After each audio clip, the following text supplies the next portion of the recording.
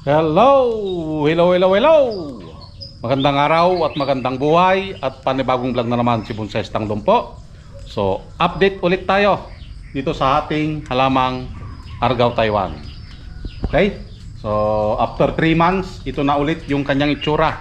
Ito yung pinutulan natin dito sa parting baba and then pinatubo natin ulit, pinawild. Yan. Ito. Okay? So, pwede na ulit siyang ayusan dahil nag-wild na. Okay, ito na yung kanyang itsura ngayon. Yan. Oh. So, kung ikutin natin, ito yung ating makikita. Okay, naka-wild na siya. Ulit. Yan. Okay, so kailangan nating ayusan dito sa parting baba na. Okay, dahil pinalaki natin ito, pinatubo. Okay, so bago natin galawin ito, panoorin muna natin kung ano yung ginawa natin sa kanya. Okay, para masundan nyo yung kanyang kwento. Okay, natatandaan nyo ito. Ito yung kinalbo lang natin nung mga nakaraang araw at pinutulan ng first branch. Okay, ito na ang kanyang itsura. Okay, tinubuan ulit at tinubuan na ng panibagong mga sanga. So, kailangan natin dito is tanggalin ito para makapag-focus dito sa parting baba. Agoy, agoy, agoy. Ano daw? Makapag-focus sa parting baba. Agoy. Okay? So, let's start. Tanggalin lang natin yung mga tumubo. Okay? Para hindi maagawan. Makapag-focus dito yung lakas ng ating halaman. Okay? It's time to gupit-gupit ulit sa ating halamang Argao Taiwan. Okay? So ito yung pinatubo natin. Kailangan na nating i-wire para mabigyan siya ng sayaw o laro ng sanga. So paulit-ulit lang yan na i-wire natin hanggang ito ay lumaki. Okay? Pinutol natin ito para maging tapered. Okay, dahil parehas lang kasi yung size noon, yung from dito hanggang doon sa dulo. Dapat ang ating sanga ay malaki dito and then paliit ng paliit. Okay? So mag-antay tayo dito na lumaki pa or tumaba ang ating sanga na first branch. So ayan, nakita nyo na yung ginawa natin noon. Okay, so kailangan na nating ayusan ito. Let's start para tayo ay makapag-umpisa na. Putulin natin to. Yun. And then pati ito. Oh. Diba? So nakita nyo yung ginawa natin, yung proseso. After natin palakihin, putol ulit. Okay? So pinutol na natin kanina yung kanyang mga tumubong mga sanga. Yung ititira lang natin ay yung kailangan. At the same time, kalbuhin. Okay? Para pag wire natin ito ay malinis. Ayan. So gupitan natin. Paulit-ulit lang na gupit ito para sumiksik ang kanyang mga twigs or yung sanga. Okay?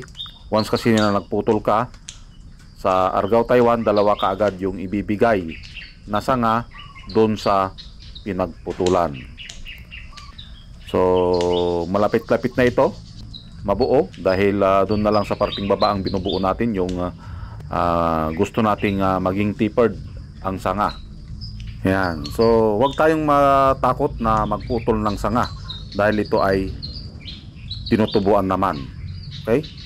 So, matakot ka na kung ito ay hindi natubuan. Agoy. Yeah!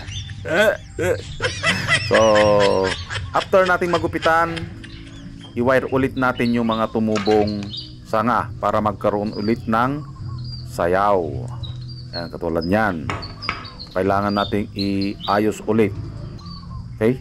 So yung trabaho ng wire, yan yung magbibigay liko para magkaroon ng forma ang kanyang mga sanga.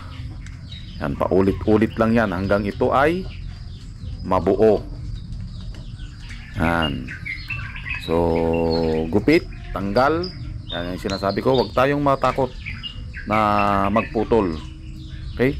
Dahil mas maganda kung ito ay tapered ang pagkakagawa. Nagbabawas pa tayo dito ng mga tumubong sanga para maiwasan yung bahayan ng aphids. Okay? Nagkakaroon na rin ng forma ang ating halamang bonsai. So kapag ito ay makapal na, minsan kinakapitan na ito ng aphids, hindi natin napapansin dahil ang aphids sumisiksik lang yan sa mga singit-singit ng sanga or mga dahon. Kapag may nakita tayong patay na part ng sanga, so meaning ang ating halamang argaw, lalong-lalo na ito, yung species ng halaman, ito ay may aphids na. Okay? So kailangan mong bantayan yon. So may mga nakita tayo ditong mga patay na mga sanga. Okay? Kaya natin binabawasan yung twigs or yung sanga. Okay? Para malinisan ulit natin. Yan. So mahalaga yung paglilinis ng isang bonsai bago natin ito ilagay ulit sa lagayan, okay, or yun doon sa garden. Okay, after nating magupitan, ito na, nililinisan natin, binabrush yung mga kanyang mga singit, okay, para ito ay malinisan, mabawasan yung libag, kumbaga, kasi habang dinidiligan natin ito, magtatalsikan yung kanyang medium.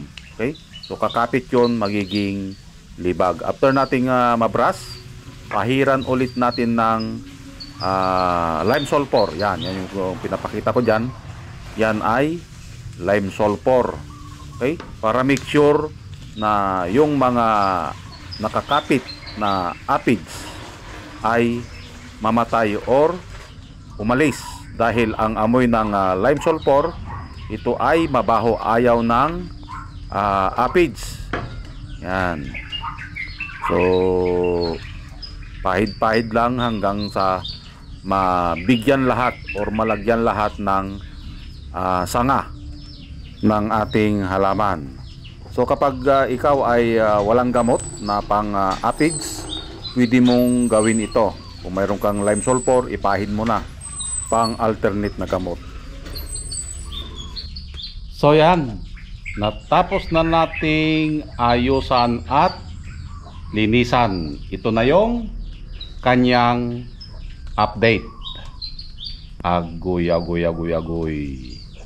Buti pa ang bonsai ina-update. Pero siya, wala na.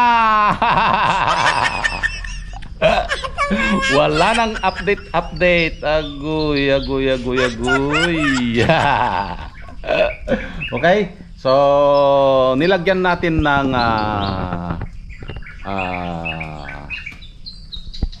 lime sulfur. Okay? Pinahiran lang natin para yung mga aphids ay umalis or mamatay. Okay? Yung amoy ng lime sulfur ay ayaw ng mga aphids. Okay?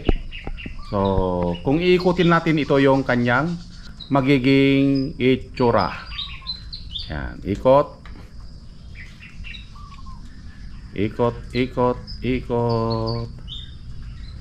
Yan. Oh. Yan, ito na lang yung binubuo natin dito. Itong first branch na nakadrop. Okay, dito okay na. Yan. So nagbawas tayo ng mga sanga dito dahil siksik na. Okay? Ang aphids gustong-gusto yung sobrang siksik, kaya nagbawas tayo. Okay, para pumasok din yung hangin. Tulad yan, no? kung sa taas ito. Okay? So ito na lang yung ating binubuo dito sa part na ito.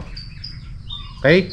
So antayin na lang natin na yumabong ito, and then tsaka natin ikakasa doon sa pinjing. Pipinjing natin itong halaman na ito. Okay? So maraming salamat at nasamahan nyo na naman si Bonsai Tanglong po. Hanggang sa muli. Bye bye.